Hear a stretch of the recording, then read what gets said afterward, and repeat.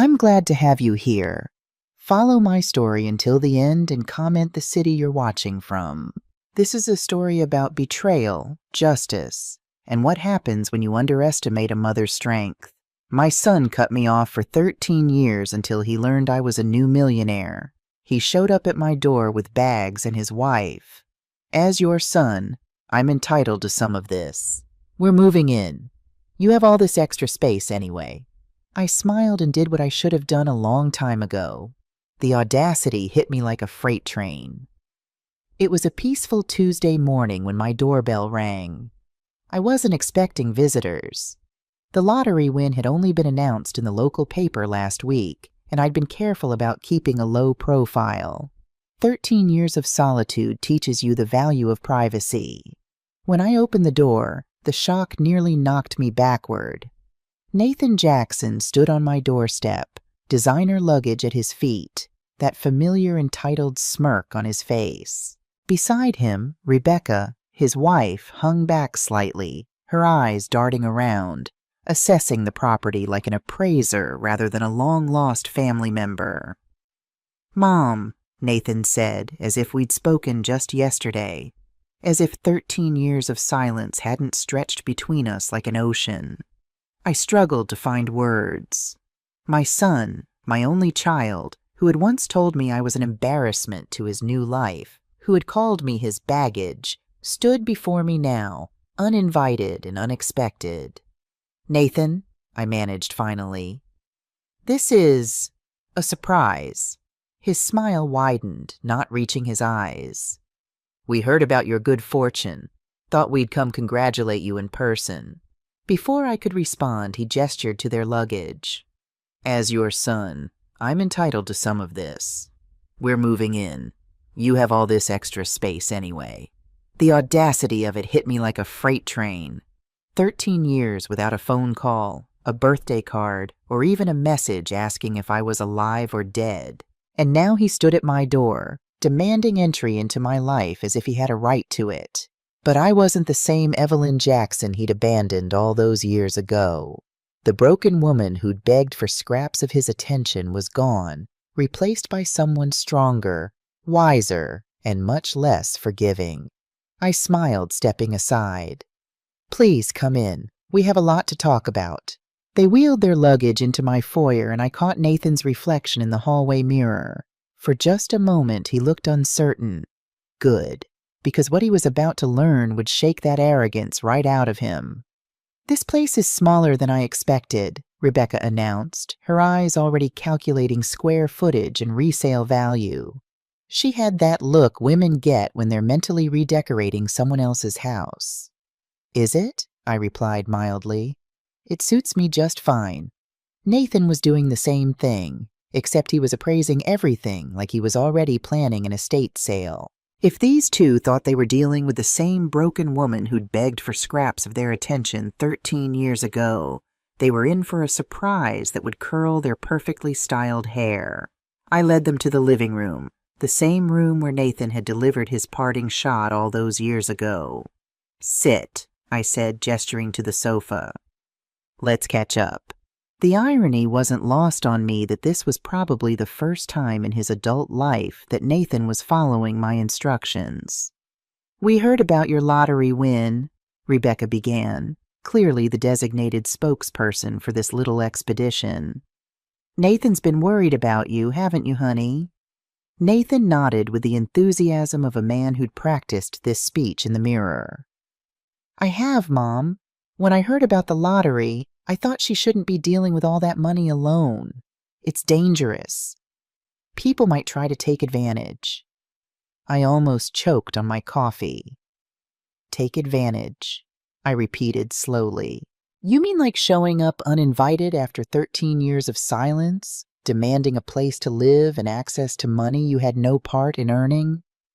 "That's not what this is, Mom," Nathan said quickly, but his eyes darted away from mine. "This is about family responsibility," Rebecca interjected. "About making sure you're protected." "Protected?" I set down my cup with deliberate care. "Nathan, the last time we spoke, you told me I was an embarrassment to your new life." You said successful people don't drag their baggage around, and I was your baggage. Those were your exact words. The color drained from his face. Rebecca's fake smile flickered like a dying light bulb. That was different, he mumbled. I was young, stressed about the business. You were 32, I interrupted. Old enough to know that words have consequences. Old enough to understand that some doors, once closed, don't automatically reopen just because circumstances change. Rebecca jumped in, her voice honey-sweet with calculated concern. Evelyn, we all say things we regret when we're under pressure. What matters is that we're here now, ready to be a family again. Ready to be a family again. That was rich coming from a woman who'd helped orchestrate my exile from their lives. I looked at these two people sitting in my living room and felt something I hadn't experienced in years. Complete control. They needed something from me, which meant for the first time in our relationship, I held all the cards. Tell me, I said, leaning back in my chair like a queen on her throne. Exactly how much of my good fortune do you think you're entitled to?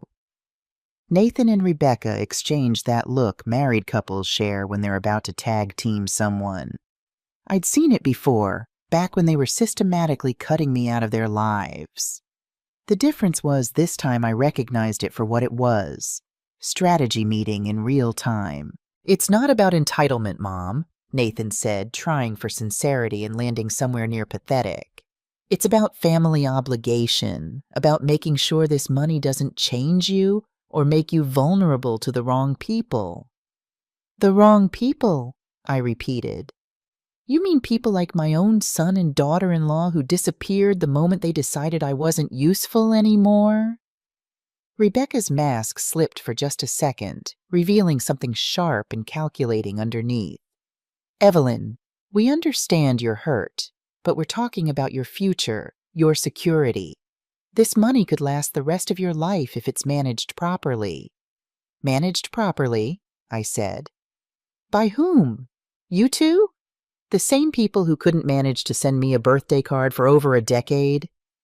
Nathan shifted uncomfortably on the expensive sofa I'd purchased last month. We've been busy building our lives, our careers. We had to focus on our priorities. And now I'm a priority again. How convenient. I stood up and walked to the window, looking out at my garden. The roses I'd planted last spring were in full bloom, their deep red petals a stark contrast against the lush green of the lawn. For 13 years I'd tended this garden alone, planted each bulb, pulled each weed, celebrated each bloom without anyone to share it with. Tell me about these lives you've been building, this focus on priorities. I'm curious how that's been working out for you. The silence behind me stretched long enough that I knew I'd hit something. When I turned around, Nathan was staring at his hands like they held the secrets of the universe. We've had some setbacks, Rebecca admitted, her voice tighter now. The market's been challenging. Nathan's consulting business has been slower than expected. Setbacks? I nodded. Is that what we're calling it? Because from what I heard through mutual acquaintances, yes, I do still have friends in this town, your setbacks involve maxed out credit cards, a second mortgage, and a business that exists mainly on paper. Nathan's head snapped up, eyes wide. How do you know that? Things, Nathan? You cut me out of your life, not out of your hometown. People talk. They've been talking for years. I sat back down, enjoying the way both of them seemed to shrink into the sofa. They told me about the failed partnerships, the bad investments, the lifestyle you couldn't actually afford. I paused, letting my words hang in the air between us. They also told me something interesting about why you really ended our relationship 13 years ago. Rebecca's face had gone pale. What do you mean? I mean the real reason you both decided I was an embarrassment. It wasn't about success or baggage or any of that nonsense you fed me. I smiled, and it felt like the first genuine smile I'd had in years. It was about the inheritance you thought was coming from your father's wealthy uncle. The look on Nathan's face told me everything I needed to know. Bingo, I said softly. You threw me away because you thought Uncle Robert would leave you his money if you proved you were independent, successful, unencumbered by family obligations. I leaned forward. How did that work out for you? Nathan's face cycled through several shades of red before settling on a sickly gray. Rebecca, to her credit, tried to maintain her composure, but I could see her frantically recalculating whatever plan they'd hatched in the car. Uncle Robert left his money to the animal shelter, Nathan whispered. Every penny. Did he now? Turns out he had very strong opinions about people who abandon their elderly parents for money. Who would have thought? Rebecca found her voice first. That's ancient history, Evelyn. What matters is the future. What matters is family supporting each other through difficult times. Family supporting each other. I rolled the words around like wine I was tasting. That's fascinating coming from you. Remind me, Rebecca, when exactly did you start considering me family? Because I distinctly remember you referring to me as Nathan's burden at your housewarming party. She flinched. You weren't supposed to hear that. But I did, along with several other enlightening comments about how much better your lives would be once you dealt with the mother situation.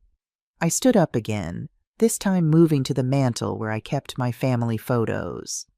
All of them were from before Nathan's marriage.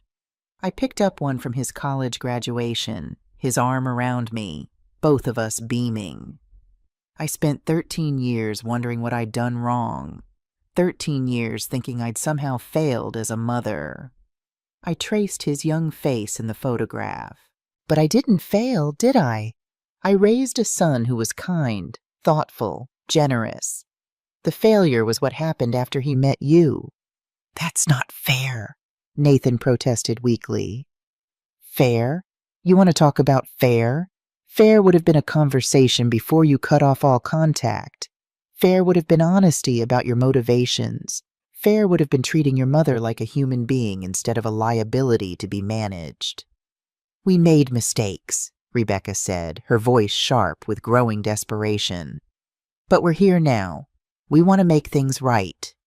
Make things right, I repeated. With my money. It's not about the money, Nathan insisted, but his voice lacked conviction. Really? Then let's do a little experiment. I walked to my purse and pulled out my checkbook. Let's say I write you a check right now for $50,000, a generous gift to help with those setbacks you mentioned. Would you take it and leave? Their eyes lit up like Christmas morning. The answer was written all over their faces before Nathan even opened his mouth. We couldn't accept such a large amount, he said, but he was already mentally spending it. Maybe we could work out some kind of arrangement. A loan, perhaps? A loan? Of course. And I suppose you'd want to discuss the terms of this loan while living in my house, eating my food and helping yourselves to my hospitality. Well, we are family, Rebecca said, as if that explained everything. Yes, I agreed. We are family, and that's exactly why what happens next is going to hurt so much. I closed the checkbook with a snap that echoed through the room like a gunshot. Nathan and Rebecca both flinched, and I realized they'd been holding their breath, waiting for me to start writing. The thing about family, I said, settling back into my chair, is that it goes both ways. Loyalty, support, love. These aren't one-way streets you can travel only when it's convenient. Mom, we know we haven't been perfect, Nathan started. Perfect, I laughed, and it came out sharp enough to cut glass. Nathan Perfect would have been calling me on Mother's Day. Perfect would have been including me in your lives instead of hiding me like a shameful secret. What you two did wasn't imperfect. It was calculated cruelty. Rebecca shifted forward on the sofa, her desperation starting to show around the edges. Evelyn, we're willing to acknowledge our mistakes. We want to build a better relationship going forward. Build a better relationship, I repeated thoughtfully. Starting when? Starting the moment you heard about my lottery win? How remarkably convenient that your desire for family reconciliation coincided exactly with my change in financial circumstances. Nathan had the grace to look ashamed, but Rebecca was made of sterner stuff. People change, Evelyn. People grow. We're not the same people we were 13 years ago. You're right about that, I agreed. You're not the same people. You're older, you're broker, and you're more desperate. But fundamentally, you're exactly who you've always been. I stood up and walked to the window again, not because I needed to see the view, but because I wanted them to sweat while I spoke. You want to know what I did with my time these past 13 years, while you were building your important lives and prioritizing your careers? Neither of them answered, but I could feel their attention like heat on my back. I learned things. I took classes, I read books, I made new friends. I discovered that I'm actually quite intelligent when I'm not being told I'm a burden. I turned around to face them. I also learned about investing, about financial planning, about protecting assets from people who might try to take advantage. Nathan's face went carefully blank. What do you mean? I mean, I didn't just win the lottery and stuff the money in a mattress, Nathan. I hired professionals. Good ones. The kind of professionals who specialize in protecting wealthy people from family members who might have questionable motivations. You hired lawyers, Rebecca said, and her voice had gone flat. Among others, I hired financial advisors, estate planners, and even a private investigator. I smiled at their horrified expressions. You'd be amazed what a motivated person can learn about someone's financial situation when they have the resources to find out. I reached into the drawer of my side table and pulled out a manila folder. Did you know that people's financial records become quite accessible when you know where to look and have the right professionals asking the questions? Rebecca's eyes fixed on the folder like it was a snake coiled to strike. For instance, I continued, opening the file, I learned that you've been living beyond your means for nearly 5 years now. That consulting business that Nathan claims is just experiencing a slow period, it hasn't had a legitimate client in 8 months. Nathan's face went white. How could you possibly know that? The same way I know about the 3 credit cards that are maxed out, the loan you took against your car, and the second mortgage on your house that you're 2 months behind on. I pulled out a sheet of paper. The same way I know that you've been borrowing money from Rebecca's parents, telling them it's for business expansion when it's actually just to keep the lights on. You had no right, Rebecca whispered. But there was no real anger in it, just the hollow sound of someone who'd been caught. No right? I laughed. Honey, I had every right the moment you decided to show up at my door making demands. Due diligence, they call it in the business world. Something you might have learned if either of you had ever run a successful business. Nathan slumped in his chair like a deflated balloon. We're in trouble, okay? We're in real trouble. But that doesn't change the fact that you're my mother. That has to count for something. It does count for something, I agreed. It counts for the reason I'm going to give you one chance. Exactly one. To be honest with me. To drop the act, stop the manipulation, and tell me exactly what you need and why. They looked at each other, some kind of silent communication passing between them. Finally, Nathan straightened up and met my eyes. We're going to lose everything, he said quietly. The house, the cars, probably Rebecca's parents' money too. We owe about $300,000, and we have no way to pay it back. $300,000? I repeated. That's quite a hole you've dug yourselves into. We made bad investments, Rebecca added. Nathan's business partner embezzled most of their capital and disappeared. By the time we figured out what happened, it was too late. For the first time since they had arrived, they sounded like they were telling the truth. It didn't make me sympathetic, but it did make me curious. And you thought showing up here with demands and suitcases was your best strategy for getting help? We thought, Nathan said slowly, that if we presented it as a family reunion, as wanting to spend time with you, it might be easier than admitting we need money. Easier, he said. For whom? Nathan had the grace to look ashamed. For us. We thought it would be easier for us. Finally, a moment of actual honesty. It's almost refreshing. I closed the folder and set it aside. Well, now we're getting somewhere. 300,000, I repeated, letting the number hang in the air like smoke from a house fire. That's quite an accomplishment. Most people take decades to accumulate that level of debt. Nathan winced. We know how it sounds. Do you? Because it sounds like two people who made a series of catastrophically bad decisions and are now looking for someone else to pay for them. I leaned back in my chair. Tell me about this business partner who supposedly embezzled your money. Marcus Thompson, Rebecca said quickly. He was Nathan's college roommate. They started the consulting firm together 5 years ago. Marcus Thompson, I repeated, pulling out my phone. Funny thing about having good investigators, Nathan. They tend to be thorough. I scrolled through my notes. Marcus Thompson didn't embezzle anything. Marcus Thompson discovered that his business partner was funneling company money into personal expenses and gambling debts. He reported it to the authorities and dissolved the partnership to protect himself. The silence in my living room was so complete, I could hear the refrigerator humming in the kitchen. That's not what happened, Nathan said weakly. Isn't it? Because according to the police report, yes, there's a police report, you've been under investigation for business fraud for the past 8 months. The district attorney just hasn't decided whether to press charges yet. Rebecca's face had gone the color of old newspaper. How do you know about police reports? The same way I know that you've been telling your parents Nathan has a rare medical condition that requires expensive treatment.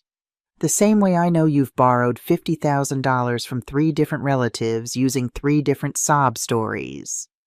I set my phone down carefully. You two aren't just broke, you're con artists. We're not criminals, Nathan protested, but his voice lacked conviction. Really? What would you call lying to your family about having cancer to get money? What would you call embezzling from your own business? What would you call showing up here after 13 years with a sob story designed to manipulate me into supporting your fraudulent lifestyle? For the first time since they'd arrived, I saw genuine fear in their eyes. Good. Fear was honest. We never meant for it to go this far, Rebecca whispered. But it did go this far. And now you're here in my house, asking me to bail you out of the consequences of your own choices. I stood up and walked to the window again. Here's what's going to happen next. I could feel them both holding their breath behind me, waiting for whatever ultimatum I was about to deliver. The afternoon sun was streaming through my kitchen window, highlighting the dust motes dancing in the air. Such a peaceful scene for such an explosive moment. You're going to pack up your suitcases, I said without turning around, and you're going to leave my house. But before you do, we're going to have a conversation about honesty and consequences. Mom, please, Nathan started. I'm not finished. I turned to face them, and I could see they were both on the edge of panic. You see, the interesting thing about hiring investigators is that you learn all sorts of unexpected information. For instance, I learned that I wasn't the only family member you cut out 13 years ago. Nathan's Adam's apple bobbed like a fishing lure. What do you mean? I mean your Aunt Olivia. Remember her? My sister? The one who helped pay for your college textbooks and used to send you birthday money every year until you suddenly stopped returning her calls? Rebecca shot Nathan a look that could have stripped paint. It turns out, I continued, that Olivia tried to reach out to you multiple times after you cut me off. She was worried about me, wanted to understand what had happened. You told her to mind her own business and blocked her number. We were establishing boundaries, Rebecca said defensively. Boundaries? Is that what you call it when you discover that a family member might leave you money in their will, so you maintain contact just long enough to make sure you're still mentioned, then disappear again? Nathan's face went through several interesting color changes. How did you know about Olivia's will? She updated it last month, I said simply. Guess whose name got removed? Apparently, she doesn't approve of people who abandon their mothers for money and then show up again when they need financial help. You turned her against us, Nathan accused. I didn't have to turn her against you. You did that all by yourselves. I walked back to my chair, but this time I remained standing. Olivia and I talk every week now, have been for the past 3 years. She's the one who suggested I hire investigators when I won the lottery. She said I should protect myself from people who might try to take advantage.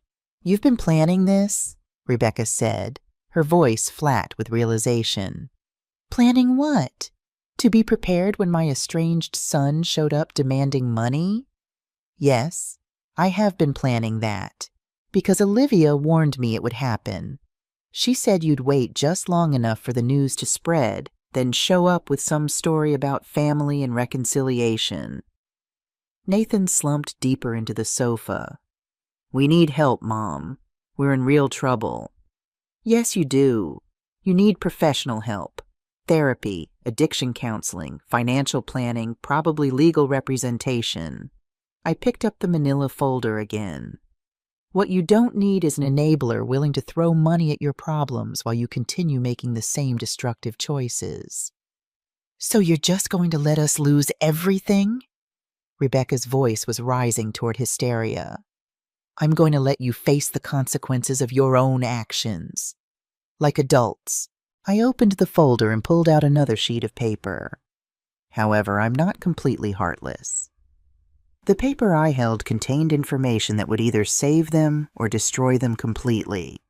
After 13 years of wondering what I'd done wrong as a mother, I finally had the chance to find out what kind of people they really were.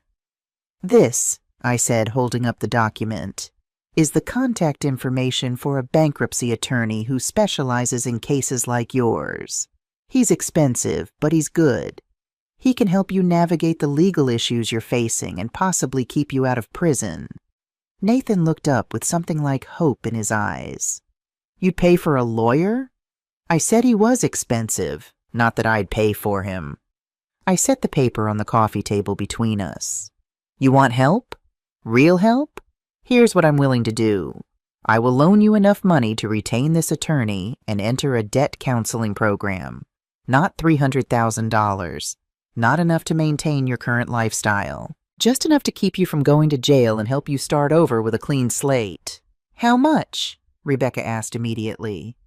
$25,000. Half for the attorney, half for a legitimate debt consolidation program. I sat down in my chair, finally ready for the most important part of this conversation. But there are conditions. What kind of conditions? Nathan asked, his voice barely above a whisper. First, you both enter therapy. Individual therapy, not couples counseling. You need to figure out how you became people who would con your own families.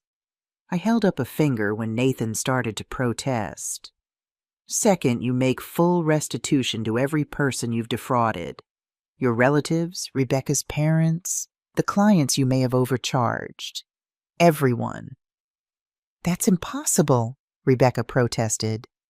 We don't have that kind of money. Which brings me to condition 3. You get jobs. Real jobs. Not consulting or entrepreneurship or any other scheme that sounds impressive but doesn't pay the bills. You get steady employment, and you stick with it until everything is paid back. Nathan was staring at me like I'd grown a second head. You're talking about years of work. I'm talking about the rest of your lives, I corrected him. Because that's how long it takes to rebuild trust after you've broken it this badly. And if we don't agree to your conditions? Rebecca asked, her chin tilting up defiantly. I smiled. And this time it was the kind of smile that made small children hide behind their mothers. Then you walk out of here with nothing, and I make sure that everyone in your family knows exactly why. Every relative you've borrowed money from, every friend you've lied to, every person you've conned gets a detailed report about who you really are." "You wouldn't," Nathan whispered. "Try me," I said. "I've had 13 years to think about what I'd do if I ever got the chance to teach you about consequences. Don't test my resolve now." The grandfather clock in the hallway chimed 4 times. They'd been here for 2 hours, and I could see the exact moment when they realized their plan had backfired spectacularly. "We need time to think," Rebecca said finally. "No," I said. "You need time to choose. You can accept my offer and start rebuilding your lives the hard way, or you can keep looking for easy money and shortcuts. But you can't do both, and you can't do either one in my house." Nathan looked like he was about to cry. After all these years, after all the pain he'd caused, he looked like a lost little boy. For just a moment, I almost felt sorry for him. Almost. "There's one more thing," I said, just as they were starting to gather themselves to leave. "Something I think you should know before you make your decision." I walked to my desk and pulled out a sealed envelope. The return address was from a law firm in Denver, and it was dated 3 weeks ago. This arrived right after news of my lottery win started spreading around town. I held the envelope like it contained dynamite. "It's from a lawyer representing someone who's been looking for you both for quite some time." The color drained from both their faces simultaneously. "Who?" Rebecca whispered. "Marcus Thompson." I opened the envelope and pulled out the letter. "You remember Marcus, don't you? Your former business partner who you claimed embezzled from your company?" Nathan's hands were shaking now. "What does he want?" "He wants his money back. The $50,000 you took from the company account before you dissolved the partnership. The money he only discovered was missing after his accountant did a full audit following your accusations against him." "That's not what happened," Nathan said, but his voice was barely audible. "Isn't it? According to this letter, Marcus has been working with the district attorney's office to build a case against you. He's been waiting to see if you'd voluntarily come forward and make restitution. He heard about my lottery win and wondered if it might motivate you to do the right thing." Rebecca was gripping the arm of the sofa so tightly her knuckles were white. "What does that mean?" "It means that Marcus is offering you the same choice I am. You can make full restitution and accept responsibility for what you did, or he can proceed with pressing criminal charges." I put the letter back in the envelope. "The only difference is his deadline is tomorrow." "Tomorrow?" Nathan's voice cracked. "He's given you until 5 p.m. to contact his attorney and arrange payment." I looked between them, watching the last of their composure crumble. "So you see, my offer isn't just about family reconciliation or teaching you lessons about consequences. It's about keeping you out of prison." The silence that followed was deafening. I could practically hear their brains working, calculating, trying to find some angle they hadn't considered. "You planned this," Rebecca said finally. "You've been in contact with Marcus?" Nathan added, his voice hollow. "I have," I admitted. "He reached out to me the day after my lottery win was announced in the paper. He wanted to know if I was aware of what my son had been doing and whether I might be willing to help clean up his mess." "And what did you tell him?" "I told him that depended entirely on whether my son was willing to take responsibility for his actions." I stood up and walked to the mantel where I picked up that old photo of Nathan at his college graduation. "Marcus is a good man, Nathan. He didn't deserve what you did to him. Neither did your Aunt Olivia or Rebecca's parents or any of the other people you've hurt." Nathan was crying now, tears streaming down his face. "I never meant for it to get this bad. But it did get this bad. And now you have to decide what kind of person you want to be going forward." I set the photo down and turned to face them both. "You can accept my help and Marcus's mercy, work hard to make things right, and maybe salvage some small piece of your integrity. Or you can keep running, keep lying, keep looking for easy solutions to problems you created. Some choice, Rebecca muttered. It's the only choice that matters, I said. The choice to be honest. Finally, they looked at each other, and I could see 13 years of bad decisions weighing on their shoulders. We'll call you in the morning, Nathan said, his voice barely audible. I'll expect your call by 9, I replied. One way or another, after they left, I sat in my living room for a long time, staring at the photo of Nathan's graduation. The son I once knew was still in there somewhere, buried beneath years of poor choices and the influence of a woman who saw people as resources to be exploited rather than human beings to be cherished. I hoped he would make the right choice. But either way, I had already made mine. I would no longer be the convenient scapegoat for their failures or the easy solution to their problems. I was done being baggage. It had taken 13 years and a lottery win, but I'd finally found the strength to say no to my only child. And somehow, that felt like the biggest win of all. After Nathan and Rebecca left, I poured myself a glass of wine and sat on my back porch.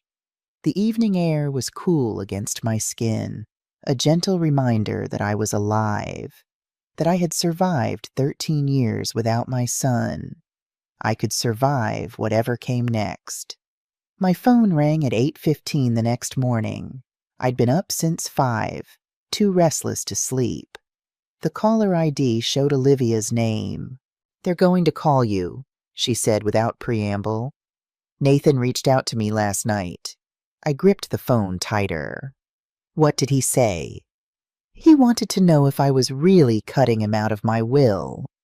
My sister's laugh was as dry as autumn leaves. I told him that ship had sailed the moment he cut you out of his life. Family is a package deal, not a buffet where you can pick and choose. Did he tell you about their situation? I asked, moving to the kitchen to start a pot of coffee. Bits and pieces. Enough to know they're in deeper than the Marianas Trench. Evie, are you sure about this? They could drag you down with them. I smiled at the childhood nickname. Olivia was the only person who still called me that. I'm not jumping into the water with them, Liv. I'm standing on the shore with a rope. Whether they grab it or keep thrashing is up to them. And if they drown? I paused, watching the coffee drip slowly into the pot. Then I'll mourn the son I lost years ago and move forward with my life. You've changed, she said softly. The old Evie would have jumped in head first. The old Evie nearly drowned trying to save everyone else. I filled my mug, inhaling the rich aroma. I learned to swim for myself first. We chatted for a few more minutes before hanging up. I had just settled at my kitchen table when the doorbell rang precisely at 9 o'clock. I hadn't expected them to show up in person. I'd expected a phone call, another round of manipulation from a safe distance. But when I opened the door, Nathan and Rebecca stood on my porch looking like they hadn't slept at all. May we come in? Nathan asked. The arrogance from yesterday was gone, replaced by something that might almost be humility.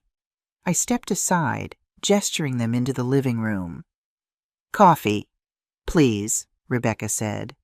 Her makeup couldn't quite hide the puffiness around her eyes. Once we were settled with steaming mugs, an uncomfortable silence stretched between us. Finally, Nathan set his coffee down and looked me directly in the eyes. We're in trouble, Mom. Real trouble. Not just the debt, though that's bad enough.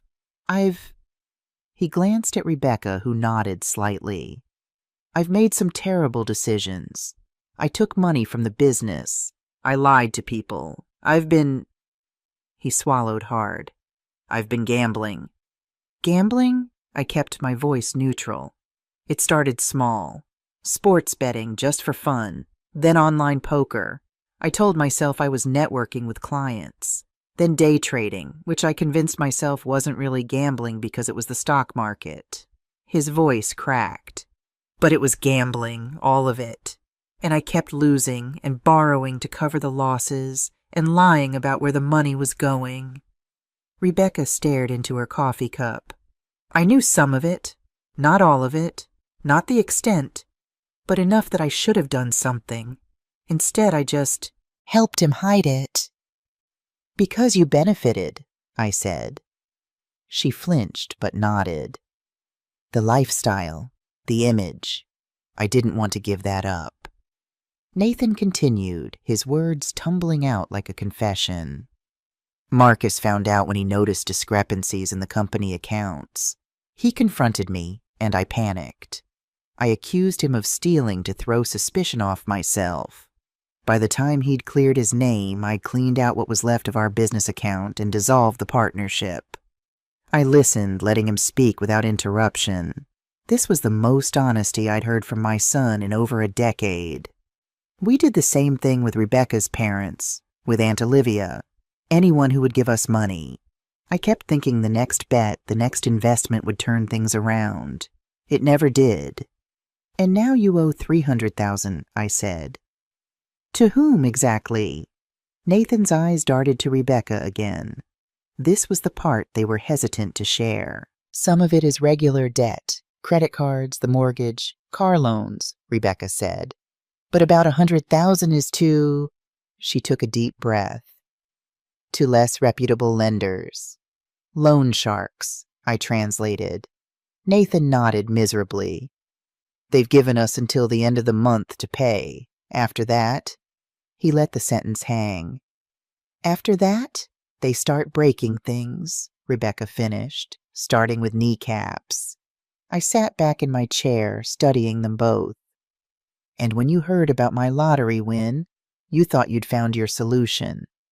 Yes, Nathan's voice was barely audible. It seemed like a miracle, the answer to all our problems. So you packed your bags and showed up on my doorstep, planning to charm or guilt your way into my wallet. I set my coffee down. Did it ever occur to you to simply tell me the truth? To ask for help honestly? We were ashamed, Rebecca said, and afraid you'd say no. So instead you tried to manipulate me. How did that work out for you? Nathan's shoulders slumped. Not well. No. I stood up and walked to the window, watching a pair of cardinals dart between the branches of the oak tree in my yard. Not well at all. I turned back to face them. You've told me about your debts and your gambling. Now tell me about Marcus Thompson. What exactly does his letter say? Nathan reached into his jacket pocket and pulled out a crumpled envelope. He sent us a copy too. We got it last week, but He passed it to me. We were too afraid to open it until last night. I removed the letter and scanned it quickly. It was exactly as I'd described. Marcus offering Nathan a chance to make restitution before he proceeded with legal action. The deadline was indeed 5:00 p.m. today. Have you called him? I asked. No, we wanted to talk to you first. Nathan leaned forward, his eyes desperate. Mom, I don't know what to do. If I go to prison, Rebecca will be left to deal with the loan sharks alone. Rebecca's face had gone pale at the mention of prison. We can't afford to pay Marcus back and the other debts. Even with your offer of $25,000, it's not enough to fix everything. I refolded the letter carefully. You're right. It's not enough to fix everything. Nothing could fix this situation quickly or easily, but it might be enough to start. What do you mean? Nathan asked. I mean that you've spent years digging this hole. It's going to take years to climb out of it. There are no shortcuts, no magic solutions. Not even a lottery win can make this disappear overnight. Rebecca made a small sound of despair. Nathan just looked defeated. But, I continued, if you're truly ready to change, to do the hard work, to face the consequences, to rebuild your lives honestly, then maybe we can find a path forward. Hope flickered across Nathan's face. You'll help us? I'll help you help yourselves. I clarified. My conditions still stand. Therapy, restitution, honest work, and I'm adding another one. Gamblers Anonymous meetings for you, Nathan. At least 3 times a week to start. Yes, he said immediately. Anything. Don't say anything when you don't mean it, I cautioned. This isn't about saying what you think I want to hear. This is about actually changing your lives. I looked at Rebecca. Both your lives. No more con games. No more manipulation.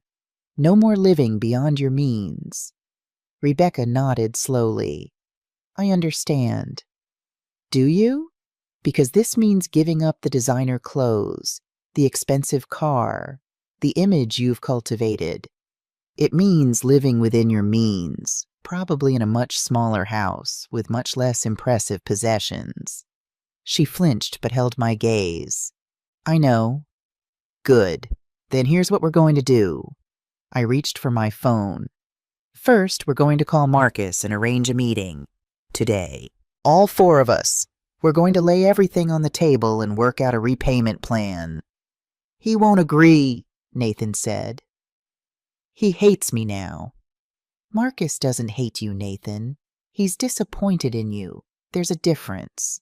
And unlike you, he's a man of integrity. If you show him you're serious about making amends, he'll listen. I dialed the number from the letter. Marcus answered on the 3rd ring. Mr. Thompson, this is Evelyn Jackson, Nathan's mother. There was a pause. Mrs. Jackson, I've been expecting your call. I have Nathan and Rebecca with me. We'd like to meet with you today to discuss a resolution to this situation. Another pause. I see I'm available at noon. My office. I glanced at Nathan and Rebecca, who both nodded vigorously. We'll be there. Thank you, Mr. Thompson. After I hung up, I turned back to the couple on my sofa. That's step 1. Step 2 is contacting the bankruptcy attorney I mentioned yesterday.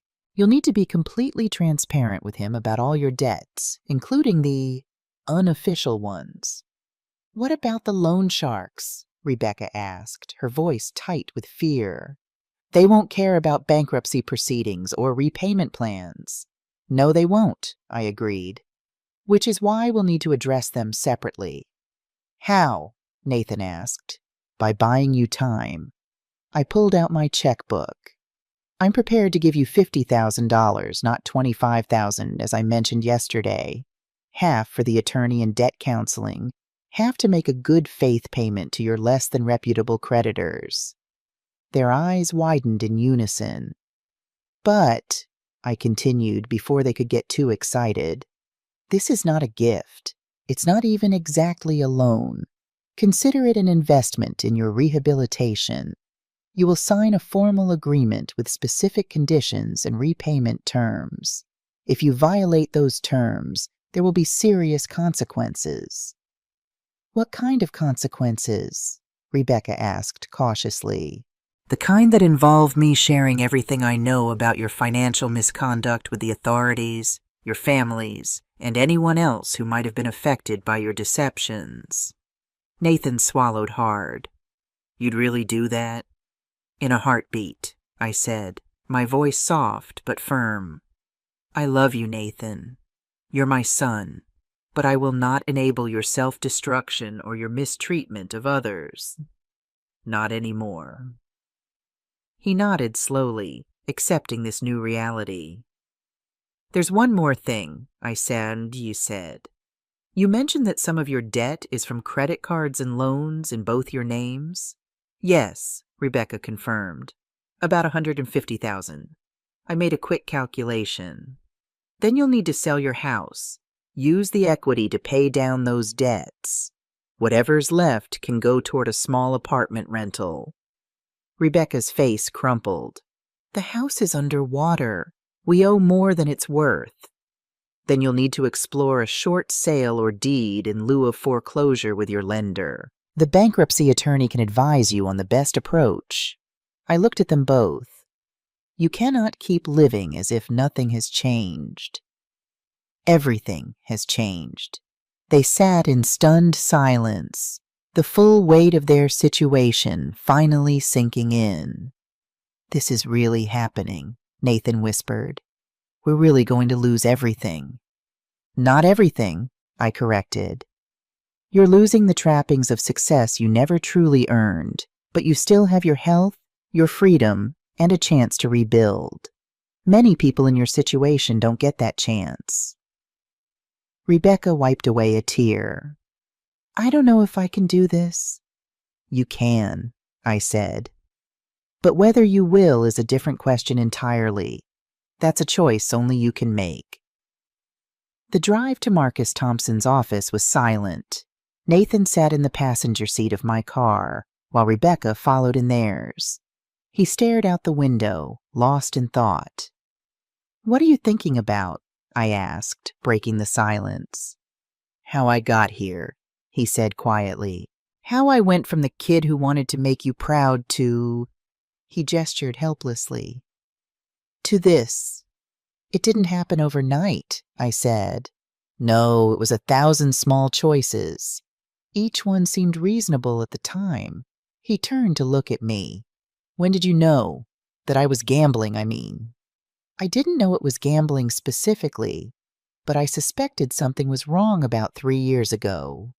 Olivia mentioned you'd asked to borrow money for an investment opportunity, but were vague about the details." Nathan winced. "I lost that money in 2 days. I figured it was something like that." I signaled for a turn. "You know, you could have come to me then. I didn't have lottery money, but I would have helped you get counseling." I was too proud, and then too ashamed. He looked down at his hands. Rebecca didn't help. She kept pushing for more. A bigger house, better cars, vacation home. Said we needed to look successful to be successful. And you wanted to make her happy. I wanted to be the man she thought she'd married. The successful entrepreneur. The provider." He laughed bitterly. "Some provider I turned out to be." We pulled into the parking lot of a modest office building. Marcus Thompson's consulting firm occupied the 2nd floor. Rebecca parked next to us, checking her makeup in the rearview mirror before joining us. Even now, facing financial ruin, she was concerned with appearances. I wondered if she would ever truly change. Marcus met us at the door to his office, his expression carefully neutral. He was a tall African-American man with wire-rimmed glasses and a neatly trimmed beard. Nothing about him suggested the villain Nathan had described in his accusations. "Mrs. Jackson," he said, extending his hand. "Thank you for coming." "Mr. Thompson, thank you for meeting with us." He nodded to Nathan and Rebecca without offering his hand. "Let's talk in the conference room." The meeting was tense but productive. Marcus listened as Nathan confessed to embezzling from the company and falsely accusing him. He admitted to his gambling addiction and outlined our plan for restitution.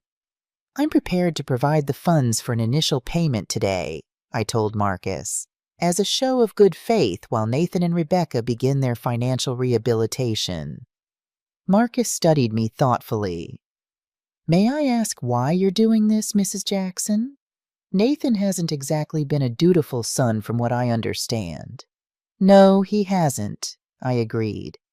"But he's still my son, and I believe in second chances, though not third or fourth ones." I glanced pointedly at Nathan. "The repayment will need to be structured over time," Marcus said after a moment of consideration. "With interest, of course." "Of course," I agreed. "And I'll need a formal admission of wrongdoing, in writing, from Nathan." He turned to my son. "Not to punish you, but to protect myself if questions ever arise about the company's dissolution." Nathan nodded. "I'll write whatever you need." "What about the police investigation?" Rebecca asked, speaking for the first time since we'd arrived. "Will you drop the charges?" Marcus adjusted his glasses. "There are no formal charges yet, just an investigation. If Nathan makes restitution and provides a written statement, I'll inform the detective that we've reached a private settlement." By the time we left Marcus's office, we had a signed agreement. Nathan would repay the embezzled $50,000 plus interest over 3 years, beginning with a $15,000 payment today. As we walked back to our cars, Marcus pulled me aside. "Mrs. Jackson, a word?" I nodded to Nathan and Rebecca to go ahead. "I just wanted to say," Marcus began once they were out of earshot, "that you're doing a brave thing. Many parents would either cut ties completely or bail their kids out with no strings attached. Your approach is unexpected." "Life has taught me that true compassion sometimes means letting people face consequences," I said, while still offering a hand up. He nodded. "I hope it works. For what it's worth, Nathan wasn't always like this. When we first started the business, he was driven, ethical, full of ideas. Something changed a few years in." "Rebecca happened," I said softly. "Partly, yes. But Nathan made his own choices, too." He hesitated. "The gambling? That's going to be the hardest part. It's a powerful addiction." "I know. That's why the therapy and Gamblers Anonymous are non-negotiable conditions." "Good." He extended his hand. "You're a remarkable woman, Mrs. Jackson. Nathan's lucky to have you in his corner." "Thank you, Mr. Thompson, for your understanding and your wisdom." Back at my house, Nathan and Rebecca were huddled in intense conversation on the porch swing. "We need to discuss next steps," I said, joining them, "starting with where you're going to live while you sort this out." "We can't stay with you?" Rebecca asked, her voice small. I shook my head. "No, that's not part of the deal. You need to stand on your own feet." "But our house," she began, "is more than you can afford," I finished. "You'll need to find a small apartment, something within your means." "On what income?" Nathan asked. "I don't have a job. The consulting firm is gone, which is why finding employment is your top priority." I sat down across from them. "Both of you." Rebecca looked stricken. "I haven't worked since we got married. My design business was just a hobby." "Then it's time to make it more than a hobby," I said. "Or find something else. The point is, you both need steady income." "What about the loan sharks?" Nathan asked. "They're expecting full payment by the end of the month." "I told you we'll buy time. I'll give you $25,000 to offer as a good faith payment, with a promise of regular payments after that." "They don't work that way," Nathan said, panic edging into his voice. "They want all of it now." "Then you'll need to negotiate," I said firmly. "Or consider other options, like relocating temporarily until you've paid them off." "You mean run away?" Rebecca sounded horrified. "I mean prioritize your safety while you work to meet your obligations." I leaned forward. "Unless you have a better idea?" They exchanged glances. "Actually," Rebecca said slowly, "I might have one." I raised an eyebrow. "I'm listening." "My parents," she said. "They don't know about any of this. They still think Nathan's business is doing well, just experiencing cash flow issues. If we told them the truth, all of it, they might help. Not with the full amount, but maybe enough to satisfy the loan sharks." "More deception?" I asked. "No," she said quickly. "The opposite. Complete honesty for once. About the gambling, the debts, everything. They'd be hurt and angry, but they love me. They might help if they knew how serious this is." I considered this. It's worth trying, but you'll need to be prepared for them to say no, or to offer help with strings attached. "Like you did," Nathan said. "Yes," I acknowledged, "like I did. Because that's what responsible love looks like sometimes." Rebecca stood up suddenly. "I need to make a call." She walked to the edge of the porch, phone in hand, leaving Nathan and me alone. "She's scared," he said quietly. "You both should be," I replied. "But fear can be a powerful motivator for change." I've never seen her like this before, he continued, watching Rebecca pace as she spoke to her parents. She's always been so confident, so sure that everything would work out. Because until now, it always has. She's always had someone to bail her out. You, her parents, friends. Nathan nodded slowly. You're right. I never thought about it that way. Rebecca returned, her face a mixture of hope and apprehension. They want to meet, tonight. They're driving up from Charleston. That's good, I said. In the meantime, we need to get you set up with the bankruptcy attorney and start looking for jobs. I can't face all this at once, Rebecca said, her voice rising. It's too much. It is a lot, I agreed, but it didn't pile up overnight, and it won't get solved overnight either. All you can do is take one step at a time. Nathan reached for her hand. We'll figure it out, Becca. Together. She pulled away from him. Together? You're the reason we're in this mess. Your gambling, your embezzlement, your lies. And you were right there with me, he shot back. Spending money we didn't have, pushing for a bigger house, more vacations, designer everything. I sat back, watching them turn on each other. This was inevitable, the blame game that comes when the fantasy collapses and reality sets in. Enough, I said finally. Blaming each other won't solve anything. You both contributed to this situation, and you'll both need to contribute to solving it. They fell silent, avoiding each other's eyes. Now, I continued, Rebecca, go pack whatever you'll need for the next few days. Nathan, you're coming with me to meet with the bankruptcy attorney. I called while we were at Marcus's office, and he can see us at 3. What about my parents? Rebecca asked. We'll meet them for dinner. 7 o'clock at the Riverside Grill. I'll make a reservation. She looked startled. You're coming too? Yes, I said firmly. I am, because this isn't just about money anymore. This is about rebuilding trust and establishing honest relationships, and that includes me. The bankruptcy attorney's office was in a modern building downtown. Jeffrey Barnes was a balding man in his 50s with kind eyes and a no-nonsense manner. So, he said after hearing our situation, you're in deep, Mr. Jackson, but not irretrievably so. Nathan looked up hopefully. You think we can avoid bankruptcy? I didn't say that. Barnes leaned back in his chair. Given the extent of your debts and the nature of some of your creditors, Chapter 7 bankruptcy might be your best option for the legitimate debts. It won't address the unofficial lenders, of course. What about our credit? Nathan asked. Won't bankruptcy ruin it? Yes, for several years. But your credit is likely already damaged from missed payments and high utilization. Barnes shuffled through the financial documents we'd brought. The more pressing concern is whether all your debts would be dischargeable in bankruptcy. What do you mean? I asked. Debts incurred through fraud or misrepresentation aren't typically dischargeable, Barnes explained.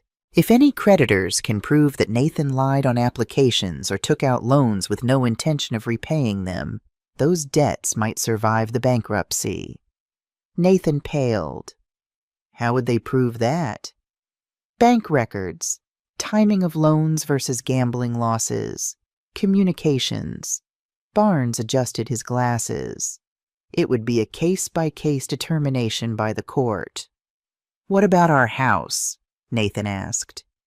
You'd lose it in Chapter 7 almost certainly, but given that it's underwater, that might be a blessing in disguise. For the next hour, Barnes outlined our options. By the time we left, Nathan had a clearer picture of what bankruptcy would mean and what it wouldn't solve. I never thought it would come to this, he said as we drove to meet Rebecca and her parents. Filing for bankruptcy at 35. It's not the end of the world, I said. Many successful people have gone through bankruptcy and rebuilt. I'm not sure I know how to rebuild, he admitted. I've been running so long, hiding problems, creating new ones. I'm not sure I remember how to just live honestly. That's what therapy and support groups are for, I reminded him, to help you learn new patterns. He was quiet for a moment. Why are you doing all this, Mom? After how I treated you, why not just let me crash and burn? I kept my eyes on the road. Because I'm your mother. Because despite everything, I love you.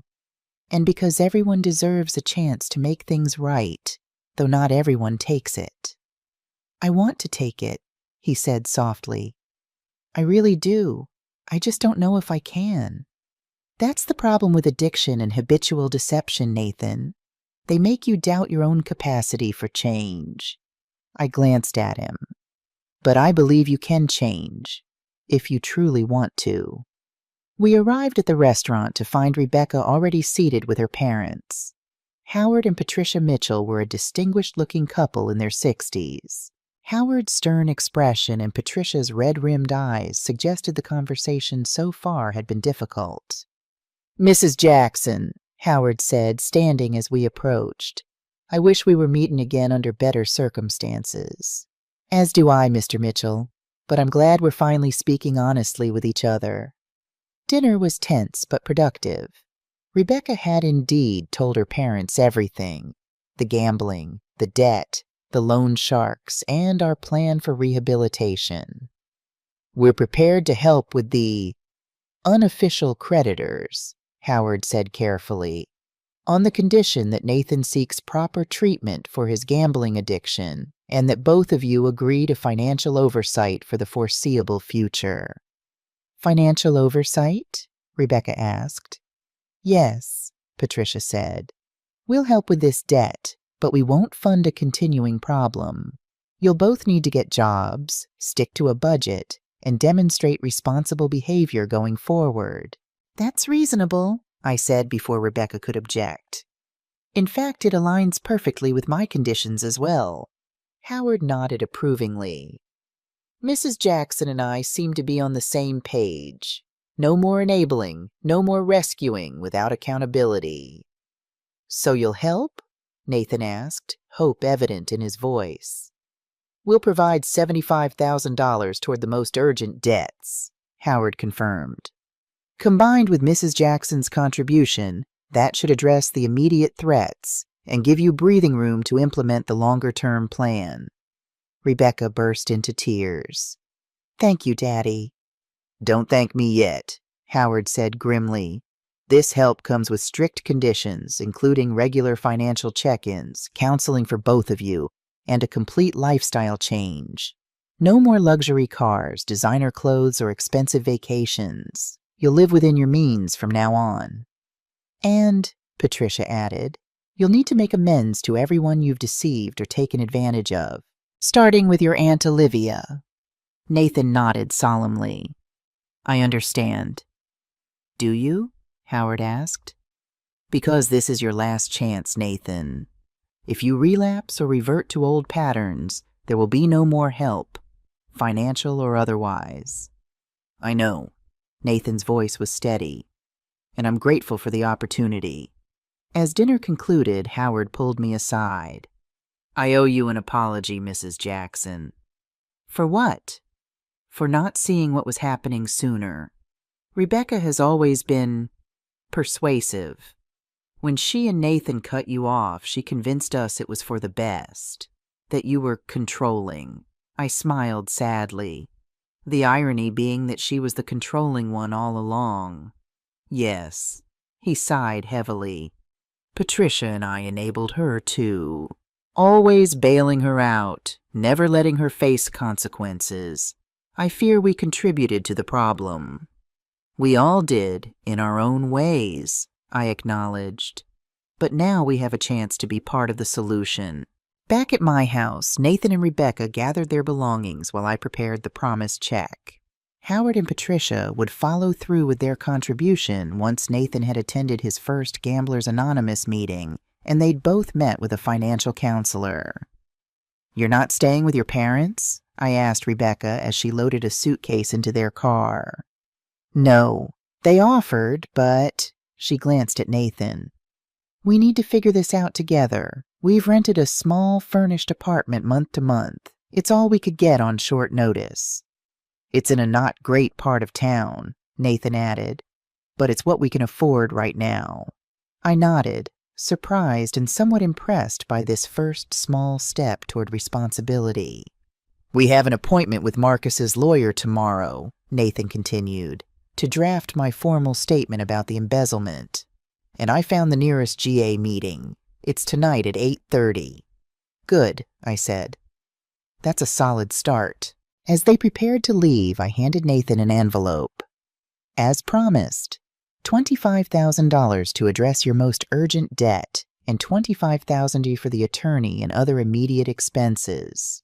Nathan stared at the check, then at me. Thank you, Mom. I know this doesn't fix everything between us. No, it doesn't, I agreed. Trust takes years to rebuild, but it's a beginning. Rebecca stepped forward awkwardly. Evelyn, I don't know what to say. You don't need to say anything, I told her. Just do the work. Show up. Be honest. That will speak louder than any words. They drove away as the sun was setting, their car disappearing around the bend in my driveway. I stood on the porch, watching the empty road long after they were gone. My phone buzzed with a text from Olivia. How did it go? I typed back. Better than expected. Worse than hoped. They've agreed to everything. Now we wait and see if they follow through. And if they don't? I sighed, thinking about the strength it had taken to hold firm, to offer help without enabling, to love without rescuing. Then at least I'll know I tried, I responded. That I gave my son every chance to find his way back. As I went back inside, I noticed Nathan had left something on the coffee table. It was the photo I'd shown him yesterday, his college graduation, his arm around me, both of us smiling. On the back, he'd written in a shaky hand, I want to be worthy of this picture again. I'm sorry for everything. Love, Nathan. It wasn't much, but maybe, just maybe, it was a start. After Nathan and Rebecca left, I found myself alone in my house again. The silence that had once felt oppressive now felt almost comforting, a space for reflection rather than loneliness. I poured myself a glass of wine and settled on the porch swing, watching as darkness slowly claimed my garden. My phone rang just after 9. It was Olivia. Did they leave? She asked without preamble. About an hour ago. They're heading to Nathan's first GA meeting. Do you think he'll actually go? I sighed, watching a firefly blink in the distance. I hope so. He seemed sincere, but then again, he's always been good at seeming sincere. And Rebecca? That's harder to read. She's angry. At Nathan, at the situation, probably at me. But she's also scared, which might be enough to motivate real change. Olivia was quiet for a moment. Are you okay, Evie? This can't have been easy. The question caught me off guard. In all the drama, no one had asked how I was feeling, not even me. I don't know, relieved, I think. Worried? Hopeful, maybe? It's complicated. It is, Olivia agreed. You've done all you can. Now it's up to them. That's the hardest part, I admitted. Letting go, not trying to control the outcome. You've had practice with that, she said gently. 13 years of it. We talked a little longer before hanging up. I was about to head inside when my phone buzzed with a text from Nathan. At the GA meeting. Scared but here. Thank you for everything. It was a small thing, just a few words on a screen. But it was more consideration than he'd shown me in years. I texted back, proud of you for showing up, one day at a time. The next morning, I had an appointment with Dr. James Carter, the therapist who had helped me navigate my grief and anger after Nathan cut me off. I hadn't seen him regularly in years, but this seemed like a good time for a check-in. Dr. Carter's office was in a converted Victorian house downtown. He greeted me with the same calm smile he'd worn through all our sessions years ago. "Evelyn," he said, gesturing me to the familiar armchair by the window. "It's good to see you." "Thank you for fitting me in on short notice," I said, settling into the chair. "Of course. Your message sounded urgent." Something about Nathan resurfacing? For the next hour, I poured out everything. The lottery win, Nathan and Rebecca's sudden appearance, the revelations about gambling and debt, and my decision to help with strict conditions. Dr. Carter listened attentively, occasionally asking clarifying questions. When I finished, he leaned back in his chair, considering.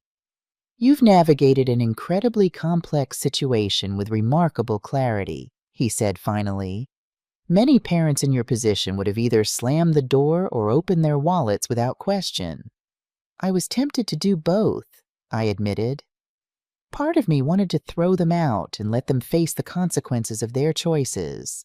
Another part wanted to just solve all their problems, no questions asked. "And yet you chose a middle path," he observed. "Why?" I thought about it. Because neither extreme felt right. Cutting them off completely wouldn't help anyone. Not them, not me. But rescuing them without accountability would just perpetuate the cycle. "Boundaries," Dr. Carter nodded. "You've learned a lot about those over the years."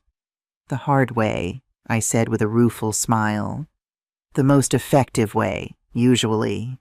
He made a note in his pad. "So what concerns you most now?" "That they won't follow through. That Nathan will relapse, or Rebecca will bail, or they'll find some new manipulation to try. That I'll get hurt again." "Those are valid concerns," he acknowledged. "Addiction recovery is rarely a straight path. There are usually setbacks." "I know. I've been reading about gambling addiction since yesterday. The statistics aren't encouraging." "They're not," he agreed. "But statistics don't account for individual determination and support systems. Nathan has both now, if he chooses to use them." "And if he doesn't?" Dr. Carter studied me. "Then you'll have to decide again where your boundaries lie. What you're willing to accept and what you're not." "I've already told them this is their last chance," I said. "I meant it." "I believe you did. But enforcing boundaries is often harder than setting them." He leaned forward. "Evelyn, I want to ask you something important. In all this focus on helping Nathan and Rebecca, have you considered what you need?" The question took me by surprise. "What I need?" "Yes. Beyond seeing them get help, what do you need from this relationship going forward?" I stared out the window, watching a robin hop along the branch of an oak tree. "I need honesty, respect, some acknowledgement of the pain they caused." "Have you told them that?" "Not explicitly, no." "Perhaps you should," he suggested. "They're so focused on financial survival right now that they might not understand the emotional restitution that's also needed." He was right, of course. In all the talk of money and repayment plans, we'd barely touched on the deeper wounds, the years of silence, the casual cruelty, the betrayal of family bonds. "I'll think about it," I promised. As our session ended, Dr. Carter handed me a card. "This is a support group for families of gambling addicts. They meet Tuesday evenings at the community center. You might find it helpful." I took the card, suddenly realizing I wasn't alone in this struggle. There were others walking similar paths, dealing with the same mixture of love, hurt, hope, and wariness. "Thank you," I said. "I think I will check it out." That afternoon, I got a call from Rebecca. Her voice was tight, controlled. "We met with the bankruptcy attorney this morning," she said. "He's filing the paperwork tomorrow." "That's good," I said. "A necessary first step." "Is it?" Her voice cracked slightly. "It doesn't feel good. It feels like failure." "It's both," I acknowledged. A failure of past choices and a first step toward better ones. She was quiet for a moment. Nathan went to another GA meeting last night. He's found a sponsor already. That's excellent news. I guess, she sighed. Our apartment is terrible, half the size of our master bedroom at home, in a building that smells like old cooking oil. I had to use a shared laundry room yesterday. I bit back a comment about privilege and perspective. Rebecca was experiencing the natural consequences of their choices for perhaps the first time in her adult life. It wasn't my place to add to her discomfort with lectures. It's an adjustment, I said instead. A temporary one, if you both do the work. That's what my mother keeps saying, she muttered. Anyway, I called because Nathan's trying to reach Marcus about something, but he's not answering. Do you have another number for him? I have his cell, I said. But before I give it to you, may I ask what Nathan needs to discuss? Rebecca hesitated. He wants to apologize. Properly, I mean. Not just because he has to for the agreement, but because, well, he says he needs to make amends to everyone he's hurt. Something warm and hopeful unfurled in my chest. That's a part of recovery. Step 9 in the 12-step program, I believe. Is that what this is? It seems to be all he talks about now. The steps, his sponsor, the meetings. That's actually a good sign, I told her.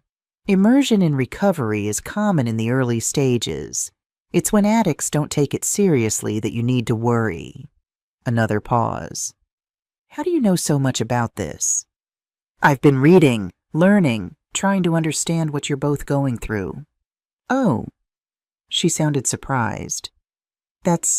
Thank you. I gave her Marcus's cell number, then hesitated before adding, Rebecca, how are you doing with all this? Really? The question seemed to catch her off guard. Me? I'm managing? Finding a job is harder than I expected. Turns out trophy wife isn't an impressive resume entry. I couldn't help but smile at her unexpected flash of self-awareness. What skills do you have? Beyond design, I mean. I don't know. I was good at planning events, networking, managing our social calendar. She laughed bitterly. All useless now. Not necessarily, I said. Event planning is a legitimate field. So is social media management, public relations, client services. Maybe, she said doubtfully. Anyway, I have an interview tomorrow at a catering company. Just office work, but it's something. It is, I agreed. A start. After we hung up, I sat for a long time thinking about Rebecca. She'd always been the villain in my mind, the manipulative woman who'd helped turn my son against me. But now I was seeing another side, a frightened woman facing the collapse of everything she'd thought was important, trying to find her footing in an unfamiliar reality. Perhaps there was hope for both of them, after all. The next 3 weeks passed in a blur of meetings, phone calls, and cautious progress. Nathan attended GA meetings daily, sometimes twice a day. Rebecca found work as an administrative assistant at the catering company. They met with financial counselors, legal advisors, and therapists. I kept my distance, monitoring their progress through occasional calls and texts rather than direct involvement. This was their journey to navigate, their responsibility to fulfill. My hovering wouldn't help. Then, on a Tuesday evening, Nathan called. Mom, can we meet? There's something important I need to discuss with you. Is everything okay? I asked, immediately concerned. Yes. Well, as okay as it can be. But this is important. In person, if possible. We arranged to meet at a coffee shop downtown the following afternoon. I arrived early, claiming a quiet table in the corner. Nathan walked in 5 minutes later, looking both better and worse than when I'd last seen him. Thinner, with dark circles under his eyes, but with a clearer gaze and more purposeful movements. Thanks for coming, he said, setting down a notebook and a tablet before going to order his coffee. When he returned, he took a deep breath. "I've been working with my sponsor and my therapist on making amends. Real amends, not just apologies." I nodded, waiting. "The thing is," he continued, "when I started listing the people I've hurt, you were at the top. Not just because of the recent stuff, but because of everything. Cutting you off for 13 years, the things I said, the birthdays and holidays I missed." "Nathan, please let me finish. This is hard enough." He opened his notebook. "I've written it all down because I don't trust myself to remember everything. The first step is to acknowledge what I did wrong, without excuses or justifications." For the next 20 minutes, Nathan read from his notebook, detailing every hurtful action, every missed opportunity, every cruel word. It was thorough, specific, and clearly the product of deep reflection. He didn't blame Rebecca or stress or circumstances. He owned every choice. When he finished, he looked up at me with tears in his eyes. "I am truly sorry, Mom, for all of it. I know words aren't enough, which is why I've also prepared this." He slid the tablet toward me. On the screen was a document titled Amends Plan. "What is this?" I asked, scanning the first page. "It's my plan for making concrete amends to you over time," he explained. "Not just saying sorry, but actually trying to repair some of the damage I caused." The document outlined specific actions: weekly phone calls, monthly visits, helping with home maintenance projects, creating a digital archive of family photos, even setting aside a small portion of each paycheck to eventually repay my financial help. "I know it's not enough," he said quietly. "Nothing could be, but it's a start if you're willing to give me the chance." I studied my son's face, the face I'd memorized as a baby, watched change through childhood, adolescence, and into adulthood. Behind the new lines of stress and worry, I could see glimpses of the boy he had been, the man he might yet become. "Nathan," I said finally, "I appreciate this, more than you know, but there's something important we need to discuss." He nodded, bracing himself. "Making amends isn't just about what you do going forward. It's also about understanding the impact of your past actions. Do you have any idea what those 13 years were like for me?" He lowered his eyes. I've tried to imagine it, but probably not really, no. "I lost more than just a son," I told him, my voice steady despite the ache in my throat. "I lost my identity as a mother, my role in your life, my place at family holidays, my chance to know the man you were becoming. I lost the future I had imagined, grandchildren to love, family gatherings to host, traditions to pass down." Nathan's face crumpled, but I continued. "For years I went to therapy twice a week just to function. I moved houses because every room held memories that hurt too much. I started over at 60, Nathan. Made new friends, found new purposes, built a life that didn't include the person I loved most in the world." "I'm so sorry," he whispered. "I know you are. But here's what I need you to understand. I've already done the hard work of healing. I've already created a full life without you in it. So while I'm open to rebuilding our relationship, it has to be on new terms, equal terms. I'm not just your mother anymore. I'm a whole person with my own needs, boundaries, and expectations." He looked up, surprised. "What that means," I continued, "is that this relationship needs to be reciprocal. I'm not just here to support you, guide you, or bail you out. I need support too sometimes. I need my feelings considered, my time respected, my boundaries honored." "That's fair," he said. "More than fair. It also means that trust will be earned slowly, over time. I won't be dropping everything to rush to your aid anymore. I won't be making myself available whenever it's convenient for you. We'll need to build this relationship day by day, with mutual effort and consideration. Nathan nodded slowly. I understand. Do you? Because this is different from anything we've had before, different from what most parents and adult children have. Because most adult children don't abandon their mothers for 13 years, he said quietly. Exactly. He was silent for a long moment, absorbing everything I'd said. Then he reached out and gently closed the tablet cover. Your terms, he said. Not mine. I want to be in your life again, Mom. Whatever that looks like, however long it takes to earn your trust.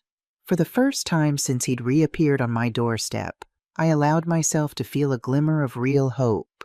Not just that Nathan would get help, or that Rebecca would find work, but that something genuinely new might be possible between us. Then let's start small, I suggested. Sunday dinner at my house. Just you, me, and honest conversation. Rebecca can join when she's ready. I'd like that, he said, his smile tentative but real. As we said goodbye outside the coffee shop, Nathan hesitated, then asked, Can I hug you? Is that okay? The question, the simple act of checking rather than assuming, told me more about his progress than anything else could have. Yes, I said. That would be nice. His arms around me felt both familiar and strange, like revisiting a beloved place changed by time and weather. But it was a start. That evening I called Olivia to tell her about the meeting. He seems to be taking recovery seriously, I concluded. The amends process, the GA meetings, all of it. That's promising, she said. What about Rebecca? Still struggling, I think. She's working, which is good, but she resents the lifestyle change. The question is whether she'll stick with it for the long haul or bail when it gets too hard. And how do you feel about all this? I considered the question. Cautiously optimistic. Not naive, but hopeful. Like maybe, just maybe, something good could come out of all this pain. Do you think you'll ever fully trust him again? Olivia asked. I don't know, I admitted. I'm not sure that's even the right goal. Maybe trust isn't an all-or-nothing proposition. Maybe it's something that exists in degrees, in specific contexts, with clear boundaries. That's very wise, Evie. Not wisdom, I said, as he said. Just hard-earned experience. 2 months after Nathan and Rebecca showed up on my doorstep demanding a place in my newly wealthy life, we gathered in my living room for a different kind of meeting. Present were Nathan and Rebecca, Olivia, Howard, and Patricia Mitchell, Marcus Thompson, and me. Thank you all for coming, Nathan began, standing before us with an uncharacteristic humility. Today marks 60 days since my last gambling activity and 60 days of working my recovery program. It's also an opportunity for me to formally make amends to all of you. Rebecca sat beside him, her expression a complex mixture of pride, resentment, and uncertainty. She'd stuck with Nathan through these difficult weeks, attending therapy both individually and as a couple, working her new job, adjusting to their dramatically downsized lifestyle. Whether it was love, determination, or simply a lack of better options, she was still here. Nathan spoke to each person individually, acknowledging specific harms he'd caused and concrete steps he was taking to make amends. When he came to Marcus, his voice grew especially earnest. You were more than a business partner, he said. You were a friend, and I betrayed that friendship in the worst possible way, by stealing from you and then trying to blame you for my crimes. I can never fully repair the damage I've done to your reputation or our relationship, but I'm committed to trying. Marcus, who had been understandably wary about attending, nodded in acknowledgement. I appreciate your honesty, Nathan. It's a good start. After Nathan finished, we shared a simple meal together, nothing like the elaborate dinner parties Rebecca used to host in their former home, but warm and genuine. Conversation was sometimes awkward, sometimes surprisingly easy. We were, all of us, finding our way in this new reality. As the evening wound down, Howard pulled me aside. "He seems to be doing the work," he observed, watching Nathan clear dishes with Rebecca. "Really doing it, not just going through the motions." "Yes," I agreed. "One day at a time, as they say." "Rebecca's having a harder time," he said. "She calls Patricia daily, usually in tears about some new indignity of their reduced circumstances." I smiled sympathetically. "It's a big adjustment." "It is, but necessary. We enabled her for too long, much as you pointed out that day at the restaurant." He sighed. "Parenting adult children is complicated." "That it is," I agreed, "especially when they've made choices we wouldn't have made for them." "The bankruptcy was finalized yesterday," he added. "Chapter 7, as the attorney recommended. They'll be starting fresh, for better or worse." "Fresh but not easy," I noted. "The loan sharks have been settled?" "Yes, with our contribution and yours. Marcus accepted the payment plan for the embezzlement. The rest was discharged in the bankruptcy." He looked at me thoughtfully. "This was quite an expensive lesson for all of us, wasn't it?" "Some lessons are," I said. "The question is whether it will stick." Later, as the last guests were leaving, Nathan pulled me into a quiet corner. "Thank you for hosting this," he said. "It meant a lot to have everyone here, supporting this process." "You're doing the hard work," I told him. "We're just witnessing it." "Still, having witnesses matters." He glanced toward Rebecca, who was saying goodbye to her parents.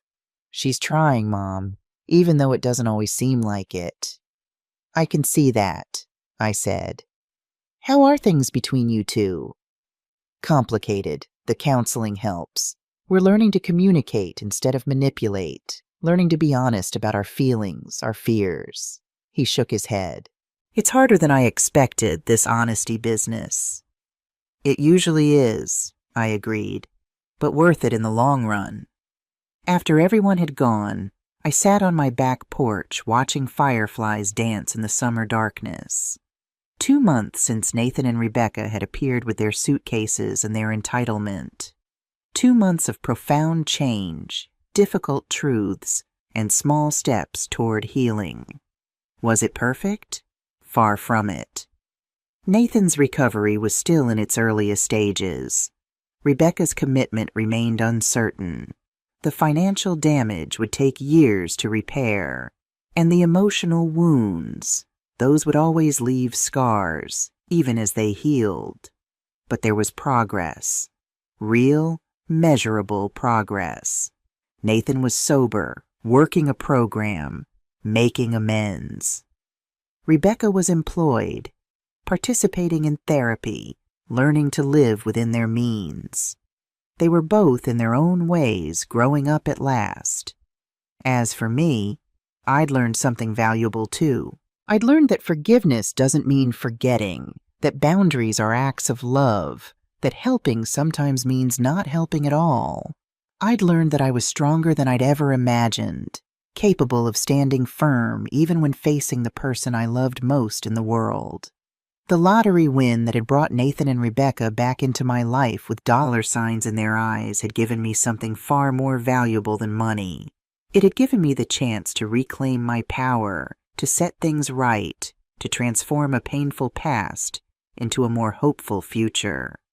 My phone buzzed with a text from Olivia. "Proud of you, Evie. You did good." I smiled and typed back. "We all did. One day at a time." 2 years later, I sat in another garden, this one behind a small but well-kept bungalow that Nathan and Rebecca had purchased after slowly rebuilding their credit and saving for a down payment. It wasn't in the exclusive neighborhood they'd once lived in, but it was clean, safe, and most importantly, within their means. Rebecca emerged from the house carrying a tray of lemonade. She'd changed over these 2 years. Her designer clothes replaced by simpler attire, her perfectly manicured appearance giving way to a more natural look. But the biggest change was in her eyes, which had lost their calculating hardness. "Nathan will be home soon," she said, setting down the tray. "He called to say the meeting ran long. Someone needed extra support." Nathan had become a mentor in his GA group, helping newcomers navigate the early days of recovery. He'd also found steady work as an office manager for a local nonprofit, not as prestigious as his former consulting career, but stable and rewarding in its own way. "No rush," I assured her. "This is lovely." Rebecca hesitated, then sat across from me. "I've been meaning to talk to you, actually, while we have a moment alone." "Oh?" I sipped my lemonade, curious. "I never properly thanked you," she said, her gaze direct for once, "for what you did 2 years ago. At the time, it felt like the worst thing that could happen to us. But looking back," she gestured around at their modest home, their simple life. "It saved us, saved our marriage, maybe saved Nathan's life." "You did the hard work," I reminded her. "Both of you. Yes, but you gave us the chance, the framework, the push we needed." She twisted her wedding ring, no longer the ostentatious diamond she'd once flaunted, but a simple band they'd chosen together on their 10th anniversary after they'd begun rebuilding. "I resented you for so long, blamed you for everything that went wrong. It was easier than looking at my own part in it all. And now?" I asked gently. "Now I'm grateful," she said simply, "for the wake-up call, for the boundaries, for not giving up on us even when we probably deserved it." Before I could respond, Nathan's car pulled into the driveway. He emerged carrying a small bakery box, his face lighting up when he saw us on the patio. "Sorry I'm late," he called, joining us with a quick kiss for Rebecca and a warm hug for me. "Brian was having a rough day. Anniversary of when he lost his business to gambling." "Is he okay?" Rebecca asked, taking the box. "Better now. His sponsor came too. We talked him through it." Nathan sat beside me. "What were you two discussing so intently when I drove up?" "The past," I said, "and how far we've all come." Nathan nodded, his expression thoughtful. 2 years ago today, actually. That's when we showed up at your door with our suitcases and our demands. Seems like a lifetime ago." "In many ways it was," I agreed. Rebecca opened the bakery box, revealing a small cake decorated with a simple message: 2 years of honesty. "We wanted to mark the occasion," she explained, "not to celebrate what happened, but to acknowledge how much has changed because of it." As we shared the cake in the warm afternoon sunlight, I looked at my son and daughter-in-law with clear eyes, seeing them not as I wished they would be, or feared they would remain, but as they actually were. Imperfect people working hard to be better. Our relationship wasn't what I'd imagined when Nathan was born. It wasn't the easy closeness some mothers and sons enjoyed, the uncomplicated love untested by betrayal and abandonment. It was something different, something forged in fire, tempered by pain, strengthened by honesty. It was real, and for now, that was enough. Later, as I drove home to my own house, still the same comfortable place where this journey had begun, I reflected on the strange, circuitous route that had brought us here. The lottery win that Nathan and Rebecca had seen as their salvation had indeed changed everything, but not in the way any of us had anticipated. Sometimes life's greatest gifts come wrapped in unexpected packages. Sometimes winning means letting go. And sometimes, just sometimes, the things we lose are returned to us, transformed. I pulled into my driveway, where Olivia waited on the porch with a bottle of wine and 2 glasses. Our weekly sister night, another gift from this journey, a relationship deepened through shared experience. "How was the anniversary?" she asked as I joined her. "Surprisingly lovely," I replied, settling into the porch swing beside her. They're doing well, really well. And you? She poured the wine, studying me over the rim of her glass. How's my sister doing?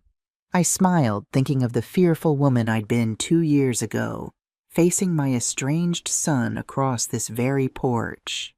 Thinking of the strength I'd found, the boundaries I'd set, the peace I'd claimed. I'm free, I said simply. And that's the biggest win of all. What would you do if you were in my place? Have you ever been through something similar? Comment below and let me know where you're watching from. If you enjoyed this story, don't forget to check out 2 other channel favorites. My daughter's husband threatened me until he discovered who I really was. And after 40 years of marriage, my husband asked for a divorce. I smiled and said perfect timing.